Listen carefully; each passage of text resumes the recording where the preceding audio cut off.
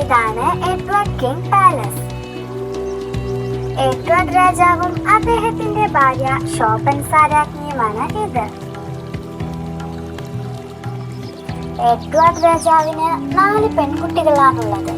Henry, മേസി, Daisy, എലാന. എലാനയാണ് ഏറ്റവും ചെറുത്. മേസി, Daisy, നമുക്ക് ഈ കൊട്ടാരം വിട്ട് പുറത്തു പോയാലോ? നീ എന്ത് വിഡിത്തമാണ് പറയുന്നത് ഹെറിൻ? ഈ കൊട്ടാരം വിട്ട് പുറത്തു പോവാൻ നമ്മളെ ആരും അനുവദിക്കില്ല. ആരുടെയും അനുവാദത്തിന് കാത്തു നിൽക്കേണ്ട കാര്യം നമുക്കില്ല. നമുക്ക് ആരും അറിയാതെ പോവാം. ഈ കൊട്ടാരത്തിന് പുറത്ത് ഒരു തടാകമുള്ളതായി ഞാൻ കേട്ടിട്ടുണ്ട്. അതിൽ ഒരു തവണ കുളിച്ചു കയറിയാൽ അവർ നിത്യസുന്ദരികളായി തീരും.